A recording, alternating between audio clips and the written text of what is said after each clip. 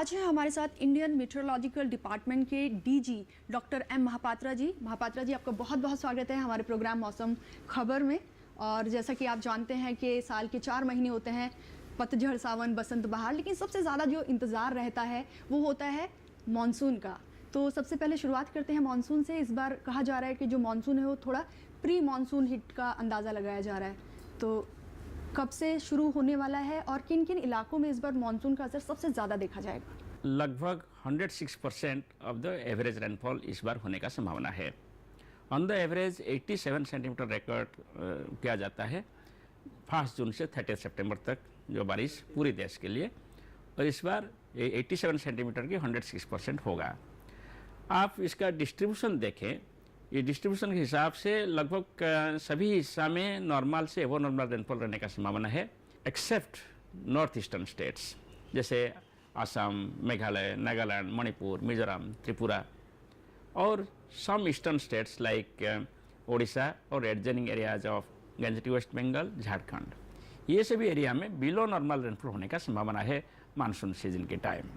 और monsoon usually 1 जून में केरल के पास पहुंचता है और इसके बाद धीरे धीरे एडवांस करते हुए जुलाई 7 तक पूरे कंट्री को कवर किया जाता है। इस पर जो मानसून का जो एडवांस होगा, इसका पूर्वानुमान हम जो जारी किए हैं, इस हिसाब से साउथ वेस्ट मानसून केरल तट के पास 31 मई को पहुंचने का संभावना है। और हमारा ये जो मॉडल है, इसका एरर होता है ±4 डेज, यानी 27 तारीख से शुरू करके 4 तारीख तक ये जो पीरियड है, 27 मई से शुरू करके 4 जून तक, इस पीरियड में केरल में मानसून प्रवेश करने का हमारा पूर्वानुमान जारी हुए हैं। और नॉर्मली केरल में साउथ वेस्ट मानसून 1 जून को आता है। स्टैंडर्ड डेविएशन जैसे होता है कि इधर उधर 5 दिन होता है। तो इसका मतलब हुआ है कि इस बार जो हम प्रेडिक्शन देखें, प्रेडिक्शन के हिसाब से नॉर्मली जैसे मानसून आता है कंट्री में, इस बार ऐसे ही मानसून आने का संभावना है। तो इसलिए ये खुशखबरी है कि मानसून डिले नहीं हो रहा है, मानसून अर्ली नहीं तो नॉर्मली जितना तारीख को आता है इतना तारीख में आएगा। ये हमारा कृषि क्षेत्र के लिए और वाटर सेक्टर के लिए भी अच्छा ही। तो आपने हमें बता दिया कि मानसून जो है एवरेज रहेगा, एवरेज टाइम पे अपने आने वाला है, जल्दी भी नहीं आ रहा है तो लेट भी नहीं आएगा, ये खुशखबरी की बात है। तो वापस अगर अभी जो मौसम चल रहा है, लू हीट वेव्स पे हम वापस आते हैं, तो जो मई के बाकी बचे हुए दिन हैं उनमें हीट वेव्स की क्या संभावना जताई जा रही है? उत्तर पश्चिम भारत में अगले 7 डेज के लिए हीट वेव कंडीशंस प्रिवेल करने का पूर्वानुमान किया गया है। कुछ इलाके में सीवियर हीट वेव कंडीशंस देखने को मिल सकता है, यानी टेम्परेचर नॉर्मल से 5 डिग्री से 7 डिग्री सेल्सियस और नहीं तो इससे ज़्यादा होने का संभावना दिखाई दे रहा है अगले 7 दिन में। और ये कंडीशंस राजस्थान से शुरू करते हुए पंजाब, हरियाणा, चंडीगढ़, दिल्ली, मध्य प्रदेश, गुजरात का एडजनिंग एरिया और एंटायर उत्तर प्रदेश में देखने को मिल सकता है। और ये स्प्रेड धीरे धीरे जाकर बिहार तक भी पहुंच सकता है। इसलिए entire northern plains, central India और नॉर्थ वेस्ट इंडिया में हीट वेव कंडीशंस हम एक्सपीरियंस कर सकते हैं अगले 7 दिन में। और ये जो हीट वेव कंडीशंस होता है, ये फेटल होता है क्योंकि वहाँ टेम्परेचर एटलीस्ट 40 डिग्री सेल्सियस से ज़्यादा होता है। और टेम्परेचर 40 डिग्री सेल्सियस से ज़्यादा होने के साथ साथ जो डिपार्चर होता है वो 5 डिग्री सेल्सियस एटलीस्ट ज़्यादा होता है। और ये सभी कंडीशंस में हमारा ह्यूमन बॉडी एनवायरनमेंट के साथ एडजस्ट नहीं कर पाता है, इसलिए कभी कभी ह्यूमन डेथ हो जाता है और कभी कभी डिफरेंट तरीके का मॉर्बिडिटी देखने को मिलता है, यानी हम वेरियस डिजीजेस में आक्रांत हो सकते हैं। सिर्फ ह्यूमन बीइंग नहीं, जैसे जो लाइफ स्टॉक्स होते हैं वो भी इसमें प्रभावित होते हैं। दूसरा होता है कि कृषि क्षेत्र में जो स्टैंडिंग क्रॉप्स होते हैं, जो हार्वेस्टिंग स्टेज में है, उनका जो यील्ड है वो कम हो जाता है। और चौथा है कि जो इरिगेशन रिक्वायरमेंट है वो भी बढ़ जाता है हीट वेव कंडीशंस की वजह से। और इसलिए सभी हमारे कृषक भाइयों बहनों इसमें सावधान रहना चाहिए, अपने आप को सुरक्षित रखना चाहिए और हमारा जो कृषि क्षेत्र है इसको भी सुरक्षा देना चाहिए। बिल्कुल, ये जो हीट वेव्स होती है जिनको आम भाषा में लू कहा जाता है, इनका असर सिर्फ ना सिर्फ हम लोगों के शरीर पर पड़ता है, बल्कि जैसा सर ने कहा, बहुत अच्छी बात कही है कि जो पूरा कृषि है उस पर भी काफ़ी असर ये पड़ता है, झुलस जाती है पूरी जो हमारी क्रॉप होती है। तो हम अब बात करेंगे अल नीनो या फिर जिसको ला नीनो भी कहा जाता है, उसका मौसम पर किस तरह का असर इस बार देखने को मिलने वाला है। जो एल नीनो कंडीशंस डेवलप हुआ था वो धीरे धीरे वीक हो रहा है, और जैसे हम आने वाले दिन देखेंगे इसमें ये न्यूट्रल कंडीशन डेवलप होगा। सो न्यूट्रल कंडीशन का कोई इम्पैक्ट हमारे ऊपर नहीं होता है, मानसून हो कि टेम्परेचर हो। जब एल नीनो कंडीशन डेवलप होता है तब ज़्यादा हीट वेव कंडीशन देखने को मिलता है, जैसे अभी मिल रहा है, अप्रैल महीने में हमने देखा है। और जो साउथ ईस्ट मानसून रेनफॉल है वो एल नीनो कंडीशन में देखा गया कि लगभग 60% ईयर में रेनफॉल कम होता है नॉर्मल से। मगर हमारा जो पूर्वानुमान है मानसून का बिगनिंग पीरियड में यानी जून महीना में न्यूट्रल कंडीशन रहेगा। सो इसलिए कोई एडवर्स इम्पैक्ट देखने को नहीं मिलेगा, और अगस्त महीना तक शायद लानिना कंडीशन डेवलप होगा। जब लानिना कंडीशन डेवलप होता है वो हमारे इंडियन मानसून के लिए अच्छा ही होता है, यानी नॉर्मली जितना बारिश होता है लानिना कंडीशन में ज़्यादा बारिश होता है। सो लार्ज स्केल प्रोसेस आप देखें जैसे एल नीनो लानिना कंडीशंस, सो आने वाले दिनों के लिए, आने वाले मानसून सीजन के लिए ये अनुकूल रहेगा, और हमारे कृषि क्षेत्र के लिए ये अच्छा ही होगा, क्योंकि ये अच्छा बारिश देने के लिए संभावना रखेगा। मगर इसमें एक चीज़ है, जब ज़्यादा बारिश होता है तो बारिश के साथ साथ बहुत सारे नेचुरल डिजास्टर्स, जैसे कहीं कहीं फ्लड आ सकता है, अर्बन फ्लड हो सकता है, रिवरेंट फ्लड हो सकता है, और क्लाउड बर्स्ट फेनोमेना में जैसे हिमालयन रीजन में देखने को मिलता है वो की संभावना बढ़ जाएगा। सो इसके साथ साथ जब ये मानसून के टाइम जो क्लाउड डेवलप होता है वो से भी थंडर क्लाउड भी बहुत सारे होता है, इसलिए लाइटनिंग वगैरह भी ज़्यादा देखने को मिल सकता है।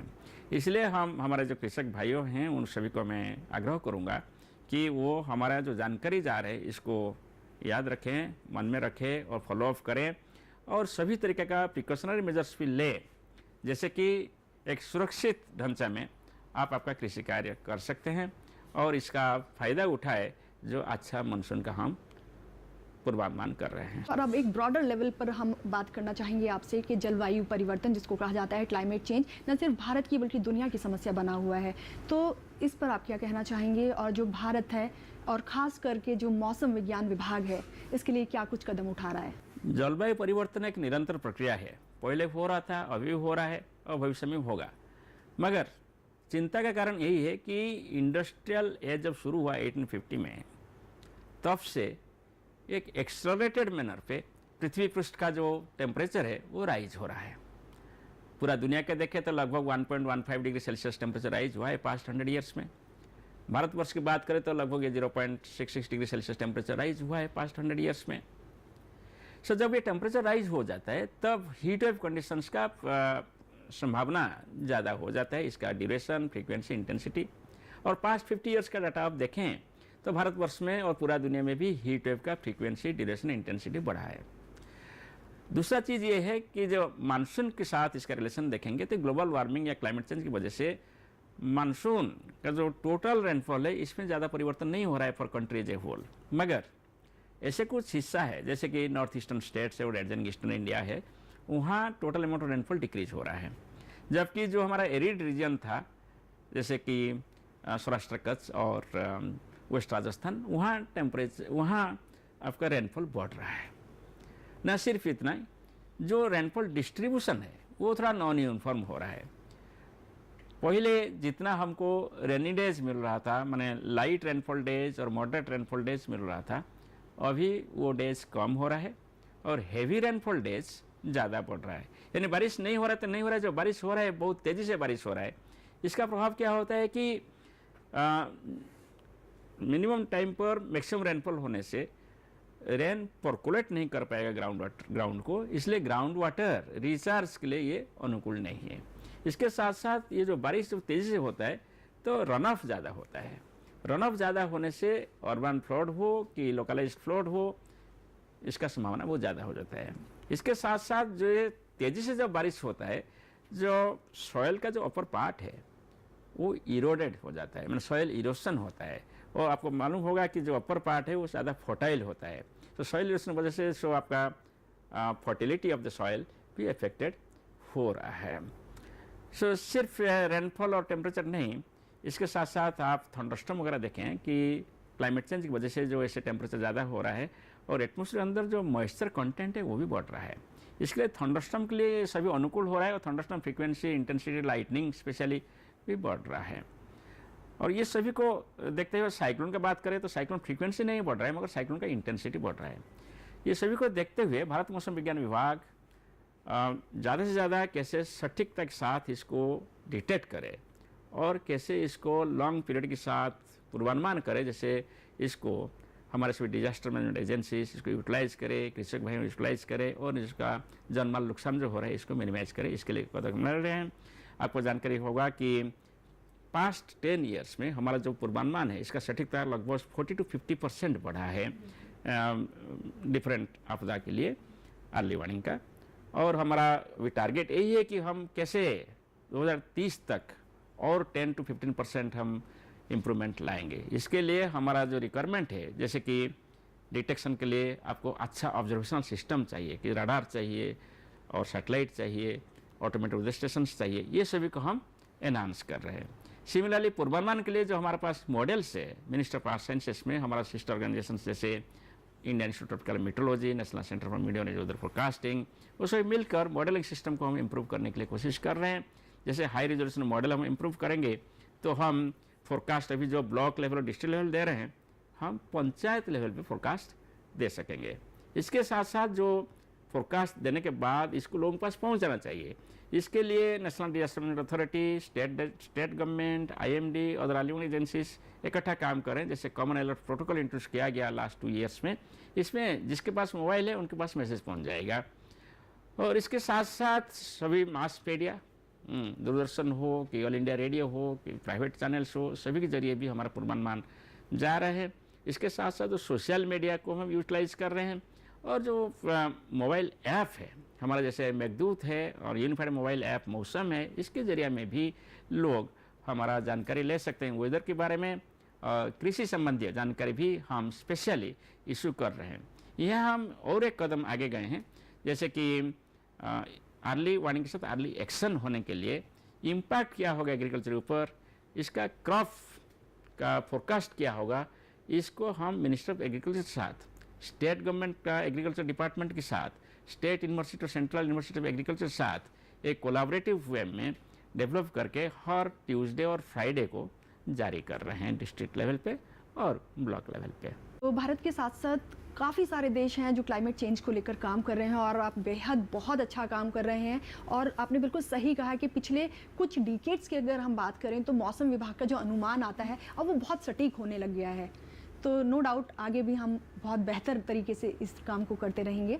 तो बहुत सारे देश हैं जो मिलकर क्लाइमेट चेंज को कर रहे हैं और भारत जो है, आप लोग जो हैं WMO को में जाकर रिप्रेजेंट करते हैं इंडिया को। तो WMO किस तरह के जो स्टेप्स हैं वाइडर लेवल पर, वो किस तरह के स्टेप्स उठा रहा है? क्लाइमेट चेंज की वजह से जो सभी चैलेंजेस आए हैं, ये सभी चैलेंज के अंदर सबसे बड़ा चैलेंज है कि जो एक्सट्रीम वेदर इवेंट्स और इसका इम्पैक्ट, और इसमें जो हो रहा है जानमाल का नुकसान और जो होने वाला है जानमाल का नुकसान, इसको कैसे हम प्रशमित करें, रिड्यूस करें, ये सबसे बड़ा चैलेंज है। और एक सर्वे में देखा गया कि जितना सारे कंपोनेंट्स है डिजास्टर मैनेजमेंट का, जैसे कि early warning, then prevention, preparedness, mitigation, ये सभी में आप देखेंगे कि अर्ली वार्निंग सिस्टम का एक अहम भूमिका है। आप अर्ली वार्निंग सिस्टम को मिनिमम इन्वेस्टमेंट के साथ इम्प्रूव करा सकते हैं जल्दी। और देखा गया कि पूरे दुनिया की बात करें 50% ऐसे कंट्री है, जैसे कि लीस्ट डेवलप्ड कंट्री है और डेवलपिंग कंट्री है, आइलैंड नेशंस है, जिनके पास कोई अर्ली वार्निंग सिस्टम नहीं है। ना वो कोई वेदर सिस्टम को डिटेक्ट कर पाते हैं, ना इसका पूर्वानुमान दे पाते हैं। जब आप क्लाइमेट चेंज की बात कर रहे हैं और डिजास्टर से रिस्क को रिड्यूस करना चाहते हैं, ये पहला कदम होना चाहिए कि कैसे हम अच्छा से अच्छा ढंग से सभी कंट्री में, सभी इलाका में, लैंड हो कि ओशन हो, हम डिटेक्ट करें और इसका पूर्वानुमान करें और सतर्क सूचना जारी करें, यानी एक अर्ली वार्निंग सिस्टम डेवलप करें for each and every country. इसको टारगेट रखते हुए वर्ल्ड मेट्रोलॉजिकल ऑर्गेनाइजेशन और यूनाइटेड नेशंस दोनों साथ में आए हैं नवंबर 2022 में, और एक क्लैरियन कॉल दिए थे कि अर्ली वार्निंग फॉर ऑल, जिससे कि सभी लोगों के पास अर्ली वार्निंग पहुँचे। सो इसमें भी भारत एक प्रमुख भूमिका निभा रहा है, और अर्ली वार्निंग सभी जगह पहुंचने के लिए आपको इन्वेस्टमेंट चाहिए। बहुत सारे private bodies, public bodies invest कर रहे हैं, गवर्नमेंट भी बहुत सारे माने डोनेट कर रहे हैं पैसा, जिसकी वजह से आप इंस्ट्रूमेंट खरीद करें और लोगों को ट्रेनिंग कराएं और इसको स्थापित किया जाए वो सभी कंट्री में जहां अर्ली वार्निंग सिस्टम नहीं है। मगर इसको कराने के लिए आपको टेक्निकल नॉलेज भी चाहिए, इसीलिए बहुत सारे कंट्री को ऐसे आइडेंटिफाई किया गया जो टेक्निकल नॉलेज पार्टनर होंगे, यानी पीयर एडवाइज़र होंगे। सो भारत मौसम विज्ञान विभाग ऐसे एक पीयर एडवाइज़र है, और 30 कंट्री फर्स्ट फेज में आइडेंटिफाई किया गया पूरा दुनिया में। इसमें हमारा साउथ एशियन कंट्री भी है, जैसे भूटान है, मालदीव्स है, और इसमें भारत मौसम विज्ञान विभाग एक पीयर एडवाइज़र होगा और 5 कंट्री के लिए, और हम उनको टेक्निकल सपोर्ट देंगे, कैसे इंस्ट्रूमेंट खरीद करेंगे, कैसे इंस्ट्रूमेंट लगाएंगे, कैसे इसको कैलिब्रेट करेंगे, कैसे इसको कार्यक्षम करेंगे, इसके साथ साथ कैसे इससे डाटा लाकर फिर कलेक्ट करेंगे, एनालिसिस करेंगे, और मॉडल का जानकारी भी उनको देंगे, देकर फाइनली कैसे अर्ली वार्निंग डेवलप करेंगे और लोगों के पास पहुंचाएंगे। इसके लिए हम पीयर एडवाइज़र जैसे काम करेंगे। उम्मीद यही है कि 2027 तक टारगेट रखा गया है कि ये 30 कंट्रीज जो आइडेंटिफाई हुआ है वहाँ अर्ली वार्निंग सिस्टम डेवलप किया जाएगा। लगभग पूरी दुनिया मैं कहूँगी यहाँ पर एकजुट होकर काम कर रही है जलवायु परिवर्तन के लिए, लेकिन फिर भी जो क्लाइमेट चेंज है उसकी प्रॉब्लम से कहीं भी अभी जो असर है उसका वो कम होता नहीं दिख रहा है, इवन मैं कहूँगी बढ़ता ही दिख रहा है। तो इसके पीछे आप कौन सी वो कमज़ोर कड़ियाँ पाते हैं, या आपके नज़रिए से क्यों आखिर हम इस पर लगाम नहीं कस पा रहे? क्लाइमेट चेंज की बात करें तो इसमें 3 एस्पेक्ट होता है। एक है साइंस ऑफ क्लाइमेट चेंज, दूसरा है एडाप्टेशन मेजर्स, तीसरा है मिटिगेशन मेजर्स। भारत मौसम विज्ञान विभाग या मिनिस्टर ऑफ अर्थ साइंसेज हम साइंस ऑफ क्लाइमेट चेंज के साथ जुड़े हुए हैं, और ऐसे ही पूरा दुनिया में जितना national meteorological and hydrological services है वो सभी साइंस ऑफ क्लाइमेट चेंज के साथ जुड़े हुए हैं। और दूसरे लोग होते हैं जो कि एडाप्टेशन और मिटिगेशन मेजर्स के बारे में बात करते हैं, जैसे इंटरनेशनल हेल्थ में पॉलिसी गाइडलाइंस है, IPCC है और WMO है, वो कोऑर्डिनेशन में कदम उठाया जाता है। और सिमिलरली भारतवर्ष में देखेंगे कि नेशनल एक्शन प्लान है हमारा, 10 पॉइंट एक्शन प्लान है ऑनरेबल प्राइम मिनिस्टर का, और इसको परकुलेट करते हुए स्टेट लेवल एक्शन प्लान है, डिस्ट्रिक्ट लेवल एक्शन प्लान है। तो सभी एक्शन प्लान को कार्यक्रम करने के लिए पहला कदम ये होता है कि आपका स्टेट ऑफ फैक्ट क्या है। सो फैक्ट हम हर साल जारी करते हैं एज ए कंट्री रिपोर्ट, दुनिया में जारी होता है, ये जाता है IPCC को और थ्रू जो नोडल एजेंसी है minister environment forest and climate change, और यहाँ भी हम सभी लोगों को जानकारी देते हैं। इसमें पता चलता है कि क्या चेंजेस हुआ है इन द पास्ट। इसके साथ साथ Indian institute of tropical metrology में एक सेंटर है, centre for climate change research. इसमें आर सिस्टम मॉडल रन होता है और इसमें प्रोजेक्शन डेवलप किया जाता है कि 2050 में क्या होना चाहिए, कि 2100 में क्या होगा, चेंज क्या होगा in terms temperature, rainfall, disasters weather.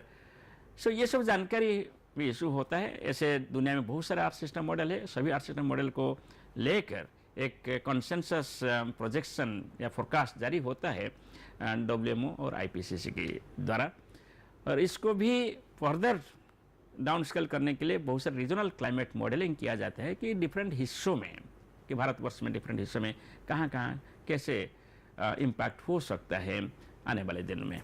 So ये जब प्रोजेक्शन बन जाते हैं और एक्चुअल फैक्ट पास्ट में किया होगा बन जाता है, ये दोनों को पाथे करके यूटिलाइज करके एडाप्टेशन और मिटिगेशन मेजर्स लिया जाता है।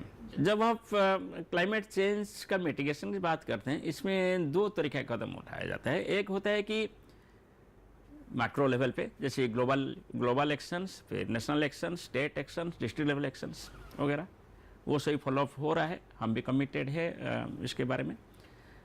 इसके साथ साथ एवरी इंडिविजुअल का एक रिस्पॉन्सिबिलिटी बनता है कि वो जागरूक रहे, ग्रीन हाउस गैस के बारे में उनको पता चले, उनका जो कंट्रीब्यूशन है ग्रीन हाउस गैस बढ़ाने के वो जाने, वो इसको कम करने के लिए कोशिश करें।